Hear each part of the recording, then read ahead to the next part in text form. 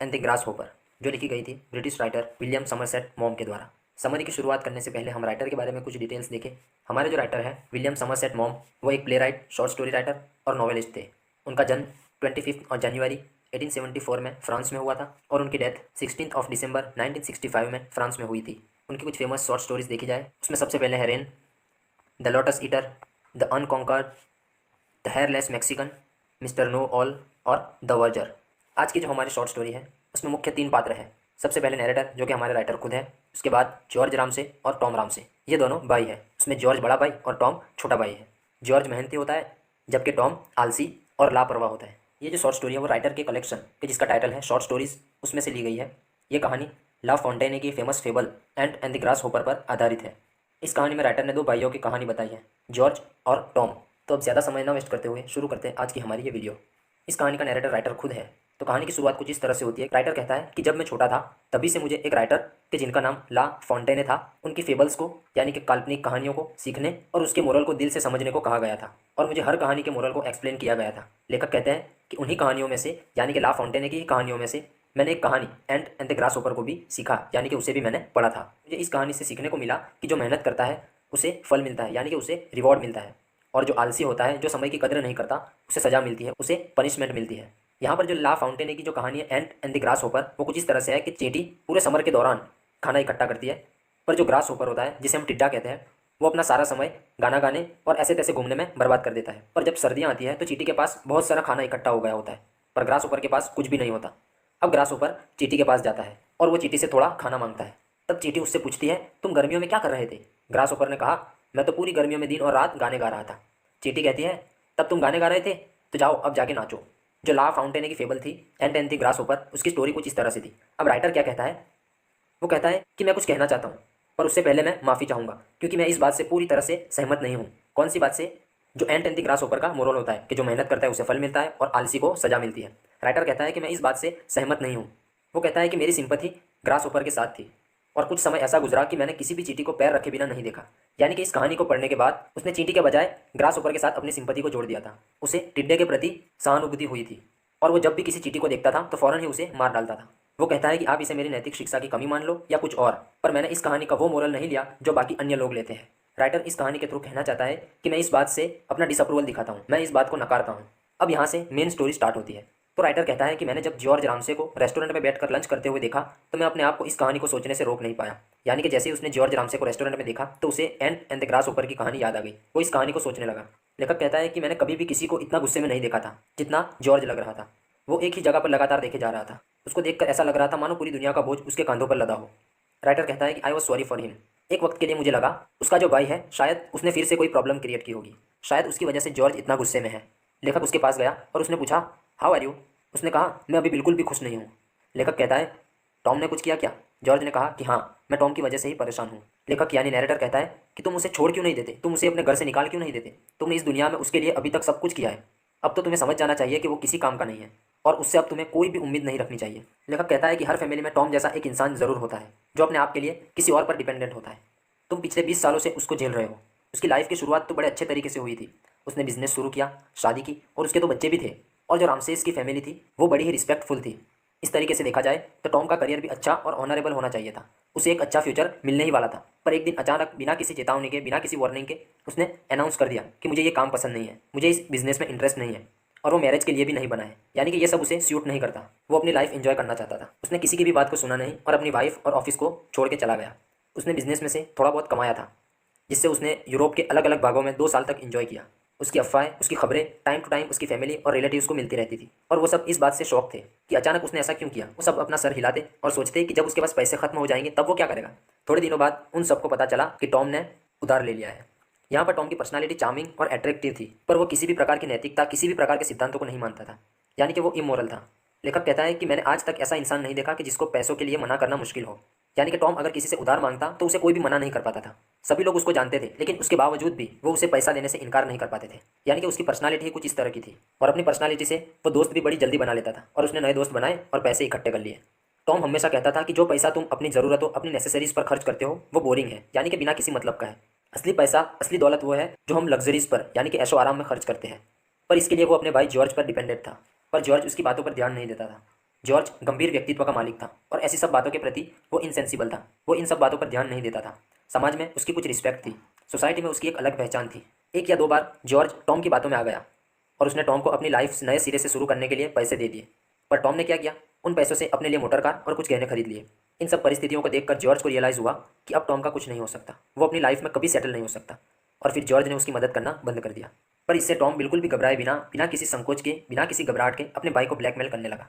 अब सोसाइटी का कोई भी रिस्पेक्टेबल इंसान ये देखना कभी नहीं पसंद करेगा कि उसका भाई किसी बार में कॉकटेल सर्व कर रहा हो या तो बार के बाहर टैक्सी चला रहा हो। टॉम कहता है कि बार में काम करना या तो टैक्सी ड्राइवर बनना ये इतने भी बुरे काम नहीं है। पर अगर उसका भाई जॉर्ज उस पर दया खाकर शायद उसे थोड़े से पाउंड्स दे दे, यानी कि वो अपने भाई को इमोशनली ब्लैकमेल करने लगा था। वो उसके सामने बार में काम करने और टैक्सी ड्राइवर बनने की बातें करता था। पर जॉर्ज अपने भाई टॉम को बार में काम करता या तो टैक्सी ड्राइवर बनता नहीं देख सकता था, इसलिए उसने फिर से उसे पैसे दे दिए। एक बार टॉम जेल में जाने से भी बचा था। जॉर्ज बहुत ज़्यादा अपसेट हो गया। उसे लगा कि टॉम अब बहुत आगे निकल चुका है। वो अपने भाई को अच्छी तरीके से जानता था। वो जानता था कि मेरा भाई जंगली है, वो वाइल्ड है, वो थॉटलेस भी है और सेल्फिश भी है। पर उसने इससे पहले कभी भी कोई इलीगल काम नहीं किया था, यानी कि कोई भी किसी भी प्रकार का अवैध काम उसने आज से पहले कभी नहीं किया था। अगर उसके ऊपर केस दर्ज हो जाता और वो पकड़ा जाता तो उसे सजा होने ही वाली थी। पर जॉर्ज जैसा रिस्पेक्टेबल इंसान अपने भाई को जेल में तो नहीं जाने दे सकता था। अब यहाँ पर बात कुछ ऐसी थी कि टॉम ने क्रॉन्सो नामक एक व्यक्ति को चीट किया था। वो इस मामले को, यानी कि क्रॉन्सो इस मामले को कोर्ट में ले जाना चाहता था। वो कहता था कि टॉम एक बेईमान धोखेबाज इंसान है और उसको सजा मिलनी ही चाहिए। पर जॉर्ज जैसे तैसे करके इस बात को निपटाना चाहता था और इस बात को निपटाने में और अपने भाई को बचाने में जॉर्ज को 500 पाउंड्स देने पड़े। जैसे ही उसको 500 पाउंड्स का चेक मिला, क्रॉन्सो और टॉम दोनों मोंटे कार्लो घूमने चले गए। मोंटे कार्लो एक जगह का नाम है। इससे पता चलता है कि ये टॉम और क्रॉन्सो की कोई चाल थी कि जिससे वो अपने भाई से पैसे निकलवा सके। नैरेटर कहता है कि इससे पहले मैंने जॉर्ज को कभी इतना गुस्से में नहीं देखा था जितना वो इस बात पे गुस्सा हुआ था, क्योंकि टॉम और क्रॉन्सो जॉर्ज को बेवकूफ़ बनाकर उससे पैसे निकलवाकर मोंटे कार्लो चले गए और उन्होंने वहाँ पर 1 महीना आराम से गुजारा। 20 साल तक टॉम ने जुआ खेला, लड़कीबाजी की, डांस, अच्छे और महंगे कपड़े और महंगे से महंगे रेस्टोरेंट में खाना खाने में, इन सब चीज़ों में पैसे उड़ाए। उसे देखकर ऐसा लगता था कि मानो वो अभी भी जवान ही है। उसकी उम्र 46 साल की थी, पर वो दिखने में 35 साल से ज़्यादा का नहीं लगता था। इतना सब जानते हुए कि उसमें इतनी सारी कमियां हैं, फिर भी नैरेटर कहता है कि वो एक अच्छा कंपेनियन था। वो टोटली वर्थलेस है, फिर भी आपको उसकी कंपनी में मज़ा आएगा। यानी कि वो कामचोर तो था ही, वो आलसी भी था, पर ऐशो आराम में घूमने फिरने में और अय्याशियाँ करने में वो इक्का था। इसलिए नैरेटर कहता है कि अगर आप उसकी कंपनी में रहोगे तो आपको उसके बारे में सब कुछ जानते हुए उसकी कंपनी में आपको मज़ा आएगा। वो हमेशा हाई स्पिरिट में रहता है, वो हमेशा खुश रहता है और उसमें एक प्रकार का अकल्पनीय चार्म है। नैरेटर कहता है कि उसने मुझसे भी उधार लिया था, पर जब भी मैं उसे कुछ उधार देता था तब मुझे ऐसा लगता था कि मानो जैसे मैं उसका कर्जदार हूँ। टॉम हर किसी से उधार ले लेता था, किसी न किसी से वो पैसे निकलवा लेता था। इसी तरह से उसने नैरेटर के साथ भी कई बार किया था। पर नैरेटर कहता है कि मैंने जब भी उसे पैसा दिया तब मुझे ऐसा नहीं लग रहा था कि टॉम मुझसे उधार ले रहा है, बल्कि नैरेटर को ऐसा फील होता था कि वो टॉम को जो पैसे दे रहा है वो टॉम के ही है और वो उसे वापस लौटा रहा है। टॉम राम से सबको जानता था और सब लोग उसको जानते थे, सबको उसकी कमियों के बारे में पता था, पर फिर भी हर कोई उसे पसंद करता था, हर कोई उसकी कंपनी में रहना चाहता था और वो जब भी किसी से उधार मांगता तो कोई उसे मना नहीं कर पाता था, इवन राइटर भी। दूसरी बार जॉर्ज, जो कि टॉम से सिर्फ 1 साल बड़ा है, वो 60 साल का दिख रहा है, जबकि टॉम 46 साल का होने के बावजूद वो 35 साल से ज़्यादा का नहीं दिख रहा था। जॉर्ज ने अपनी लाइफ के 25 साल की सर्विस में कभी भी 15 दिन से ज़्यादा की छुट्टी नहीं ली। उसने अपनी पूरी ज़िंदगी काम में गुजार दी। वो सुबह 9:30 बजे से पहले ऑफिस पहुंच जाता है और 6 बजे के बाद वापस लौटता है। वो ईमानदार और मेहनती इंसान है। उसकी पत्नी भी बहुत अच्छी है और वो अपने पत्नी के प्रति कभी सोच में भी अनफेथफुल नहीं रहा, यानी कि उसने अपनी पत्नी को कभी भी धोखा नहीं दिया। उसकी 4 बेटियां हैं और वो एक अच्छे पिता का किरदार भी अदा कर रहा है। वो अपनी इनकम में से 1/3 हिस्सा बचा रहा है, यानी कि वो अपनी इनकम की 1/3 सेविंग कर रहा है, क्योंकि उसका प्लान है कि 55 की उम्र में वो रिटायर हो जाएगा, गाँव में घर लेगा, वहाँ पर गार्डन बनाएगा और वहाँ गोल्फ खेलेगा। उसकी लाइफ बिल्कुल ही ब्लेमलेस है, यानी कि उसके जीवन पर कोई भी उंगली नहीं उठा सकता और उसे अपने बूढ़े होने की खुशी भी है, क्योंकि टॉम भी उसके साथ साथ बूढ़ा हो रहा है। जॉर्ज ने अपने हाथों को घिसा और कहा कि पहले सब कुछ बढ़िया था जब टॉम यंग और गुड लुकिंग था, पर वो है तो मुझसे 1 ही साल छोटा ना, और आने वाले 4 सालों में वो 50 का हो जाएगा और तब उसकी ज़िंदगी उतनी आसान नहीं रहेगी जितनी अभी है। 50 साल की उम्र होगी तब मेरे पास 30,000 पाउंड्स हो जाएंगे, यानी कि उसने जो सेविंग्स कर रखी है वो 50 साल की उम्र में 30,000 पाउंड्स के आसपास हो जाएंगे। जॉर्ज कहता है कि 25 साल से मैं कह रहा हूँ कि टॉम के जीवन का अंत तो गटर में ही होने वाला है। हम देखेंगे कि काम करने वाले को फल मिलेगा या फिर निकम्मे और आलसी को। जॉर्ज के कहने का अर्थ है कि अभी वो अय्यासियाँ कर रहा है, वो अपनी ज़िंदगी ऐशो आराम में और यहाँ वहाँ घूमने में गुजार रहा है, पर जब वो 50 के पार हो जाएगा तब उसे जीवन की असलियत का पता चलेगा, तब हम उसकी हालत को देखेंगे। अब जो दोनों फ्लैशबैक में गए थे, जो पहले की कहानियों को याद कर रहे थे, वो वापस वही वाले दिन आ गए कि जब लेखक ने जॉर्ज को रेस्टोरेंट में लंच करते हुए देखा था। लेखक कहता है कि मुझे जॉर्ज के प्रति सहानुभूति हुई। नैरेटर उसकी साइड में बैठा हुआ था और सोच रहा था कि टॉम ने अब ऐसा तो क्या किया कि जिससे जॉर्ज इतना ज़्यादा अपसेट दिख रहा है। नैरेटर जॉर्ज से पूछने ही वाला था, पर जॉर्ज ने सामने से पूछा, तुम्हें पता है अब क्या हुआ है? नैरेटर कहता है कि मुझे पता ही था कि कुछ बुरी खबर आने वाली है, इसलिए मैं पहले से ही उसके लिए तैयार था। नैरेटर सोचने लगा कि पक्का इस बार पुलिस के हाथों लग गया है। जॉर्ज बोल नहीं पा रहा था, वो कुछ कहना चाहता था पर कह नहीं पा रहा था। पर थोड़ी देर के बाद उसने कहा कि तुम इस बात से इनकार नहीं कर सकते कि मैं अपनी पूरी लाइफ में मेहनती, रिस्पेक्टेबल और सीधी बात बोलने वाला रहा हूँ, यानी कि स्ट्रेट फॉरवर्ड रहा हूँ। इतना सारा काम करने के बाद मैंने सोच के रखा है कि मैं अब रिटायर हो जाऊँगा और जो सेविंग्स करके रखी है उस पर मैं अपनी लाइफ सिक्योरली गुजारूंगा। भगवान ने मुझे जिस भी सिचुएशन में रखा मैंने हर जगह अपना काम पूरी ईमानदारी से किया। राइटर यानी कि नैरेटर कहता है कि हाँ सही बात है। जॉर्ज फिर आगे कहता है कि तुम इस बात से भी इनकार नहीं कर सकते कि टॉम अपने जीवन में बिल्कुल ही आलसी, बेकार, सेल्फिश और बेईमान रहा है। अगर टॉम के कैरेक्टर को देखा जाए, उसके कामों को देखा जाए, तो वो अभी जेल में होना चाहिए। नैरेटर कहता है कि हाँ ये बात भी सही है। अब जॉर्ज का चेहरा एकदम से लाल हो गया। उसने कहा कि कुछ हफ्ते पहले टॉम ने अपनी माँ की उम्र की एक औरत से शादी कर ली और कुछ दिनों के बाद उस औरत की मौत हो गई और उस औरत ने अपनी सारी जायदाद टॉम के लिए छोड़ दी। अब उसकी जायदाद में, उसकी प्रॉपर्टी में क्या क्या था, तो उसमें आधा मिलियन पाउंड्स यानी कि 5 लाख पाउंड्स, एक नाव थी, एक लंदन में और एक कंट्री साइड में यानी कि गाँव में कालीशान घर। ये सभी चीज़ें वो छोड़ के मर गई और ये सब अब टॉम के पास है। इतना बताते ही जॉर्ज ने अपने हाथों को टेबल पर पछाड़ा और कहने लगा कि यार ये सही नहीं है, ये कहाँ का इंसाफ है। इट्स नॉट फेयर, मैं तुम्हें बता रहा हूँ कि ये बिल्कुल भी सही नहीं है। नैरेटर कहता है कि ये सब सुन के मैं अपने आप को रोक नहीं पाया। जॉर्ज के उस गुस्से वाले चेहरे को देखकर मुझे ज़ोरों की हंसी आ गई। मेरी हंसी रुकने का नाम नहीं ले रही थी। इतनी हंसी कि मैं फ्लोर पर गिरते गिरते रह गया, पर मैं अपनी हंसी को कंट्रोल नहीं कर पाया। और जॉर्ज ने मेरे उस हंसने पर मुझे कभी भी माफ़ नहीं किया।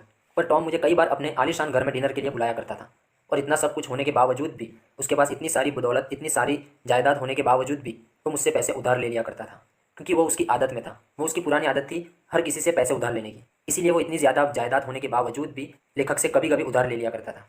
इसीलिए लेखक स्टोरी की शुरुआत में कहता है कि मैं आप सबसे माफ़ी मांगना चाहता हूँ कि मैं इस बात से पूरी तरह से सहमत नहीं हूँ कि मेहनत करने वाले को फल और आलसी को, समय की कदर न करने वाले को, ऐशो अय्यासियाँ करने वाले को सज़ा मिलती है।